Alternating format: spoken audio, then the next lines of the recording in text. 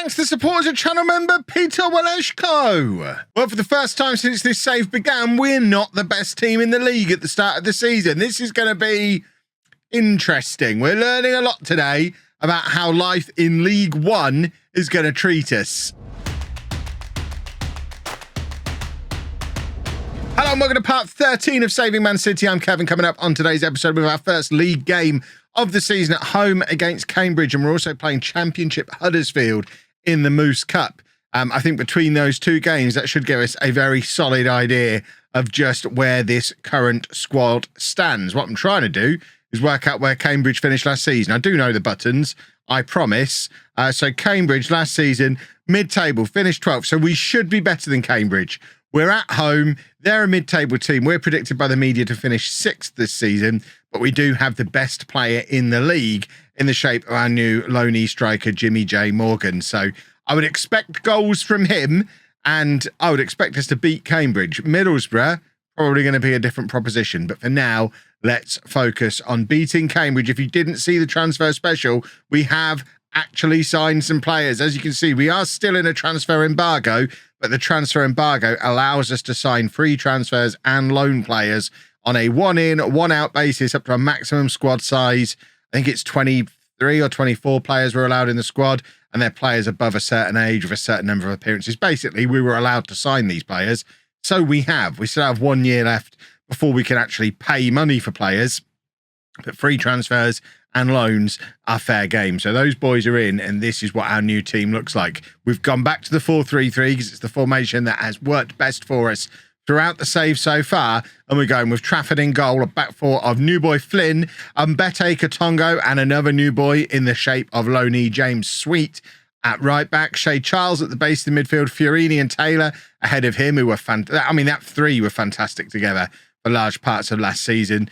We've got Dixon on the left, new boy or returnee, I guess, Wright Phillips on the right wing, and then the aforementioned Morgan up front. Let's get this team submitted and play our first game in League One.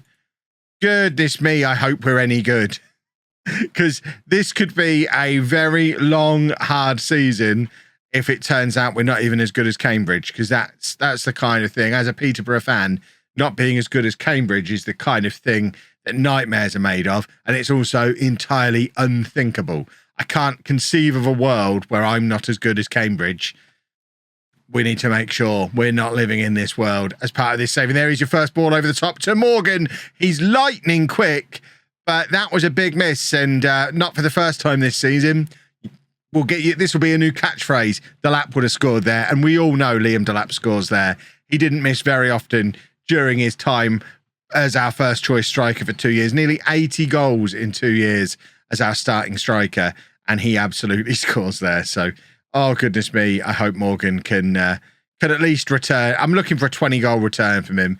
If we can get that, I'll be delighted. Anything less than that, I'm going to be pretty disappointed. And he does have his first goal of the season. I mean, it's a harder one than the one he missed. He got through over the top and used his pace and blasted it wide, whereas this one, not really the way I would expect him to play. He's got in behind again, but instead of using his pace, he's turned back to goal, used a little bit of trickery to turn his man inside out, and then just stuck it into that far corner. It's taken him 22 minutes to get off the mark. Jimmy J. Morgan has arrived, and goodness me, he is going to be a superstar for us. I've already decided. 100 goals this season for that boy. Fiorini with the free kick from the edge of the area, clatters the crossbar, and Morgan was lurking, but didn't quite get there. This is Morgan's professional debut, I think.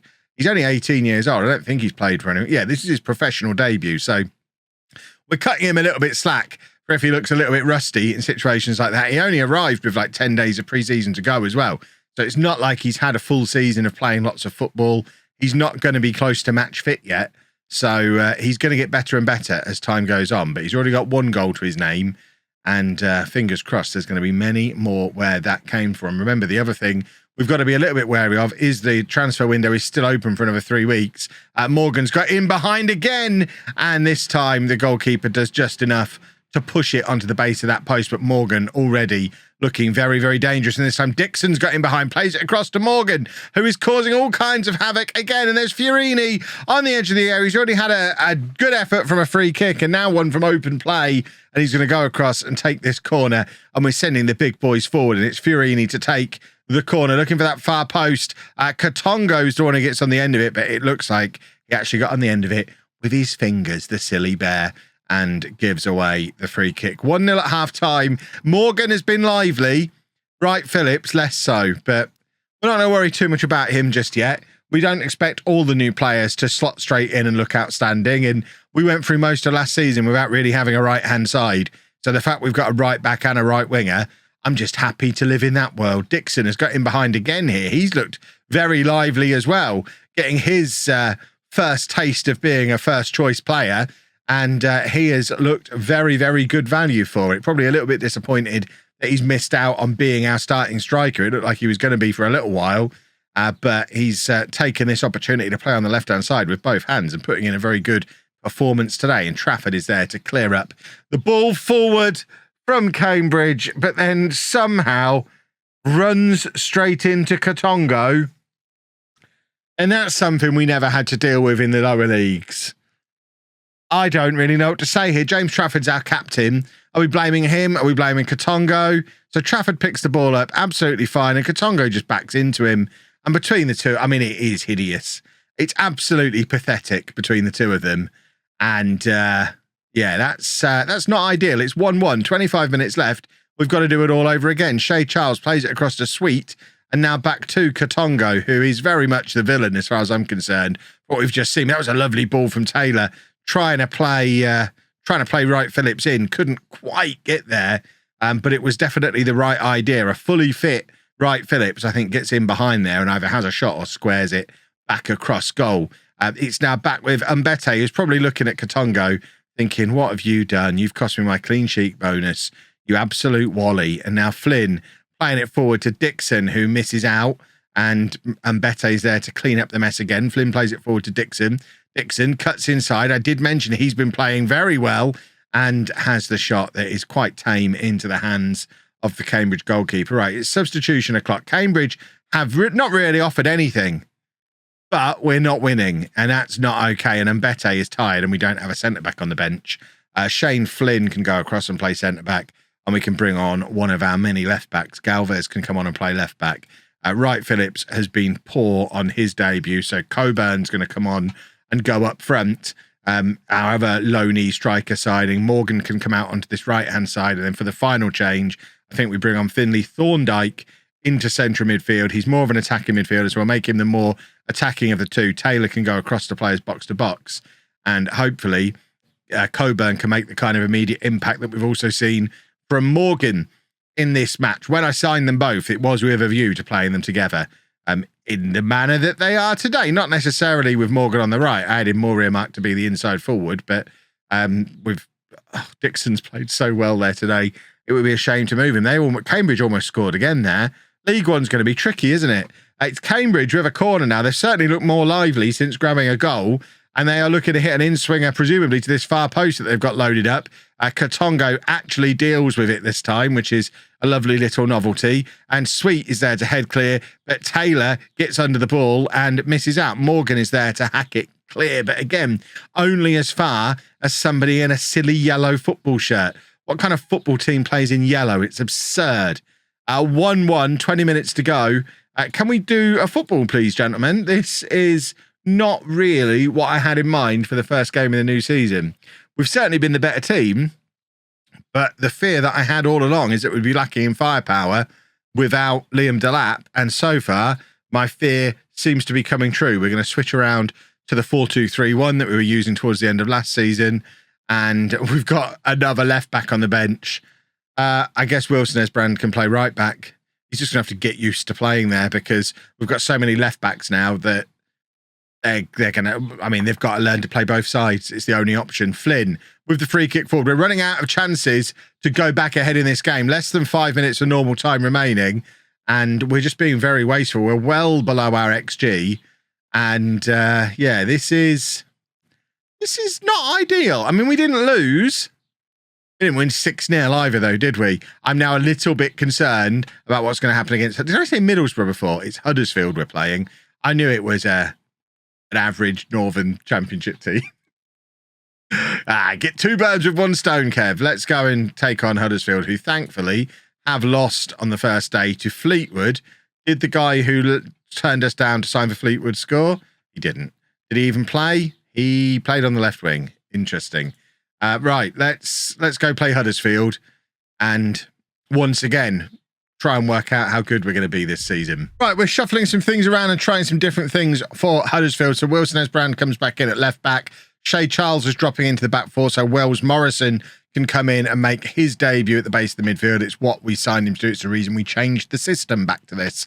Fiorini and Hamilton will pair up in central midfield. Morgan drops out to the left-hand side where we signed him to play. Knight comes in onto the right-hand side where he was so good last season, and Coburn is going to get his first start up front. This is more of the front three, more like the front three that I was kind of had in mind when I brought in the new players.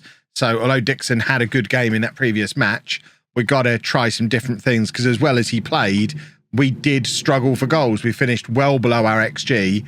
Despite getting the goal from Morgan, you could argue that front three didn't really work because it underperformed XG so much. So let's try this one. It gives us more of a physical threat in the shape of Coburn. And then you've got Knight and Morgan, who are both major goal threats, cutting in off their respective wings, using their pace, using their trickery to hopefully sort of play off Coburn, who's more of a big old lump. Lump is unfair. He's a big, strong boy, but quite capable of being a little bit mobile and playing in that pressing forward role. Similar kind of mould to Liam Delap, as far as I'm concerned. We're going to get similar style of play. Delap was quite the threat in the air and physically as well. This is where you will tell me in the comments that Liam Delap's 5'6". I don't care. I don't care how tall he is. He was good in the air for us. Look back at how many goals he scored from headers. There were plenty. We're already losing against Huddersfield. Remember, we played against a number of championship teams back in season 1 with the starting squad or close to the starting squad and beat them. Beat a couple of different top level championship teams, narrowly getting knocked out of the FA Cup that year, I think by Premier League Arsenal. This is the first time we've come up against championship opposition since, because we got knocked out of the FA Cup by Barrow last year before we got through to being able to face the big boys. So it's been like 2 years nearly since we've tested ourselves against opposition of this level. And despite us being 2 leagues higher, I mean, I don't think anyone would argue this is a much weaker squad and a much weaker team than we had last time we faced off against championship opposition. So is this still a squad that would compete in the championship? Or if we go this season, are we going to find ourselves struggling? Josh Coburn has just done exactly what I described him being able to do. Physical power. This is why we've brought him into the team. You don't get this from Morgan. And Bete nods it down. Coburn does really well, brings it down on his chest, back to goal, turns, and then just absolutely wallops it. And that's his first goal for us. And both of these new strikers weighing in with goals today suggests once we figure it out and work out what the best combination of a front three is, then I think there's goals in this team. Obviously, despite the fact we massively underperformed our XG in the last match. But Huddersfield on the attack again, and Sweet is, he's let his guy get past him there, but then come back with an excellent saving tackle, which was always a risk because it was inside the penalty area, but he wins the ball, clatters the man as well, where it doesn't matter as long as he wins the ball. We didn't give away a penalty. And now Knight on this right-hand side, ball over the top, looking for Morgan, who has picked up a knock. He's not 100% fit. He's probably going to be coming off at half-time, and I think that might have had something to do with his absolute wild man shot that he just had. That's two matches now where he's had chances where he's had to act quickly, and he's struggled with it a little bit, which is something worth noting for him. We're going to bring Thorndyke on because Micah Hamilton was only fit to play 45 minutes, and I think we are going to take Morgan off as well and bring on Dixon. Morgan picked up a knock in that first half. There's no point keeping him on and risking further injury. And like I say, Dixon probably feels a little bit hard done by that he didn't get to start this match after the way he played in that first one. So he gets another opportunity to show me that he is the answer for that left-hand side. And we're going to have Morgan and Coburn fighting it out to play centrally. Thorndyke now Gets the ball across to Fiorini eventually, and it's back with Wells Morrison, who plays it into the path of Sweet, and now Coburn again, and he absolutely wellies it again. I like this boy already. That one's been given as offside, but what I really like here, that pass from Wells Morrison, we've not seen that pass from that position since Tommy Doyle left, and that's the advantage of playing this 4-3-3 compared to the 4-2-3-1 that we struggled a little bit with in the second half of last season when we had no defensive midfielders. So that was very encouraging to see. It was encouraging to see Coburn once again absolutely wallop it. Yeah, he's offside, but he'll get better. He'll get used to us, and he'll be offside less, hopefully. Knight's got him behind, nicks the ball off of his defender. The defender, on a yellow card, couldn't really do anything with him because he knew that not only was it at risk of giving away a penalty, it would have been a red card for him as well, with him already being on a yellow card.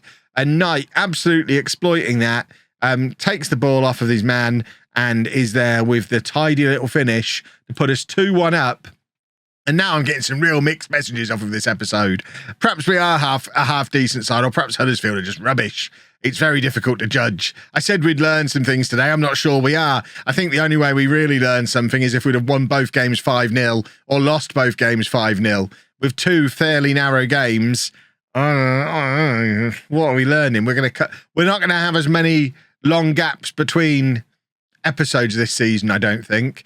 We're not going to be racing through this season in 3 or 4 episodes, that's for sure, because I think it is going to be that little bit trickier, and that is 2-2, and I think that one's being disallowed as well, actually, so it remains 2-1. That's a disallowed goal for each of us now, and that one, I mean, it was, I thought it was actually narrow, but wasn't. That was absolutely pretty clear. Right, and Bete forward to Thorndyke. Thorndyke now turning, looking up, seeing what he's got around him, finds Wilson as Brand. Dixon to Coburn, some good hold-up play from him, plays in Knight, and Knight cuts it back to Thorndyke, and there is number 3, and that was lovely football. I tell you what, as much as I thought Morgan was going to be the superstar, I am very much enjoying what we're getting out of Coburn in this match. I think he fits this Delap role much better, and that was lovely football from him, dropping deep, playing Knight in. This is what I was talking about before, having the two pacey wide men pushing beyond him, causing all kinds of trouble, and that's exactly what Knight has done. Knight's had an excellent game, Coburn's had an excellent game, and Thorndyke has his first goal for Manchester City, which is also splendid. Right, we're going to bring O'Reilly on in midfield. We're also going to bring on... we don't have right backs. Galvez is left only. Wilson Esbrand is left, so he's the one who probably. I guess we can put Shay Charles out there. We've got Flynn and Katongo on the bench. Not sure if I'm ready to bring Katongo back on yet. Although I guess Flynn and Mbete are both right-sided. We probably do have to bring on Katongo and hope he doesn't do anything ridiculous again. We've still got one more substitution to make. We'll keep an eye on that as we get into the final 10-15 minutes or so of this match. But 3-1 up away against a championship team.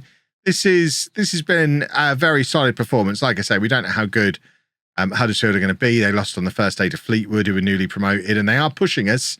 It's not like we've come here and it's been easy. It might not even be a win yet because they've got one back. It's now 3-2, and I would like us to stop this kind of thing from happening because I'm not used to conceding so many goals. We've not really conceded. Conceding goals hasn't really been a thing for us in these first couple of seasons. I suspect it's going to be more of a thing from now on. I thought Knight has stuck that in the top corner there from absolutely miles out. That would have been an absolute worldie. 'Twas not to be. Wilson Esbrand's having a terrible game, so we're going to bring Galvez on for him and hopefully see this one out. Although with Katongo on there and Wells Morrison tiring, we can't be too sure. Shay Charles lumps it forward, looking to release Knight again, and Knight has got a lot of empty pitch to run into here and men in the middle to find. If he can cut it back, I mean, whoever that is, that Thorndyke, in so much space for the cutback there. Knight's decided to go it alone. The game he's had, you can kind of understand he's bubbling with confidence and wants another goal, but I think we'd have scored another goal if he'd have just cut that back to the man in space. What a silly boy. And now Mbete plays it forward to Wells Morrison. Back with Mbete again. We've got there's 5 minutes of time added on, actually. Galvez on the left-hand side. Good work from him, and then plays it straight into the opposition right back, which is just silly. And now there's an injured Huddersfield player as the only man forward for them, but he's held the ball up quite nicely. Plays it off to their left back, who plays it across, and there is the equaliser. And that is the last thing we wanted to see with 91 minutes on the clock. Sloppy from us at the back, 3-3. And yeah, I don't even know what happens if this ends as a draw. Is it extra time? Is it penalties? We don't really want either of them. We don't want to be knocked out of the Carabao Cup in the first round. But at the same time, we don't want extra time this early in the season when we're not even properly match fit. Charles plays it back to Katongo. We've got 2.5 minutes to try and find a winner. And now it's Charles, the centre-back, charging down the right hand side. The third position he's played in this season already for us. Wells Morrison, forward, looking for Knight, and finds him. And Charles is there on the overlap and plays the cross in, looking for Coburn, who flicks it onto Galvez, who's got a lot of space, nods it down to Dixon. It's back with Galvez again, who bursts into the area, plays it across goal. And, I mean, anyone getting a toe on that can just poke it over the line. It wasn't to be. Wells Morrison over the top to Knight, who's in behind again. He's taken it very wide. He's let that bounce rather than playing it straight across goal. And that was probably a disadvantage. And now, last opportunity of the game. I have no idea why Shea Charles, a centre-back, is taking a corner. But he is. He's going to try and hit an in-swinger. We've got men loaded at the front post. Corner comes in. It finds Mbete, but it goes behind for another corner. So I guess it didn't find him very solidly. I'm losing my voice with the excitement of all this. It's going to be Charles again taking a corner. I still don't understand why that is happening. We need to sort out my set-piece takers between now and our next match. But it's Charles again, this time for the far post. Katongo is there. And his header goes wide, and I need to have a drink. Goodness me. So it is straight into a penalty shootout, so at least we avoid having to play any extra time. But I'm still disappointed. We had the opportunity there to win that in normal time and should have done. We were 3-1 up. We started fiddling, made a few changes, let the higher level team back in. But James Trafford straight away saves the first penalty, our captain, to give us the advantage in the penalty shootout immediately. Coburn stepping up for his and scores 1-0 to Manchester City. And hopefully we get this wrapped up nice and easy. The second penalty taker on an injury. Can Trafford save another one? And he doesn't. It's 1-1. And from here on out, I don't know what order our penalty takers are in or if they're any good at taking penalties. I've never seen Wells Morrison take a penalty before. It's his debut and he misses. Or I guess it's saved, but it was a poor penalty. It was straight down the throat of the goalkeeper. And after 2 penalties each, it's 1-1. And Finn Azaz, a player we've signed multiple times on saves over the years, doesn't know what side his bread's buttered and has now scored against me to give Huddersfield the advantage. And Mbete now needs to score his to keep it at 2-2, keep things level after 3 penalties. And he does. Oh, tell me it's not going to be one of those super long penalty shootouts that I'm going to run out of ways to commentate on as we get towards the end of it. So penalty number 4. For Huddersfield, we could do with another save here. We don't get one. It's 3-2. And now our next taker is Thorndyke. Not yet started a game for us, but did score a goal in today's match. Can he make it 3-3? He can. And now it's the final normal penalty from each team. We could do with another moment from our captain here to let us get this one over and done with. We don't get one. And now the pressure is on whoever our penalty taker number 5 is, to keep things going into sudden death. Who is penalty taker number 5? Nobody knows. Obviously, I picked my own penalty takers. It's Dixon. Well, the rise of Dixon could be about to hit an abrupt stop if he misses this penalty, but fingers crossed. What's actually going to happen is he continues being a hero. He is still a hero. It's 4-4. It's sudden death. This could go on forever. We've all been in these super long Football Manager penalty shootouts before. And now, once again, we're looking at Trafford, hoping there's a penalty save. We don't need one because he's blasted it over the crossbar. And now it is very much advantage Manchester City. It's penalty number 6 for us. It's Shea Charles to take. He was inexplicably taking corners at the end of the match. Can he demonstrate that he really is a super duper set piece taker? Of course he can. There you go. We're through to the second round of the Carabao Cup. Lovely old stuff. We made hard work of it. We've ended the episode with 2 draws. So we have learned almost nothing about how good this team is. So we'll be back fairly soon. We'll probably come back in September, I would think, for a couple more matches. And by then we should have more of an idea of what this season is going to look like. Are we in a promotion chase? Are we looking at the playoffs? Is it going to be mid-table? Genuinely, at this point, I wouldn't be surprised by any of those outcomes. I think we're at least a mid-table team, as shown by pushing Huddersfield all the way. Are we better than that? I'm not so sure. just yet. More learning to be done soon. If you enjoyed that, please make sure you leave a nice big thumbs up on there for me. Subscribe to the channel for daily Football Manager videos. And thank you very much for watching.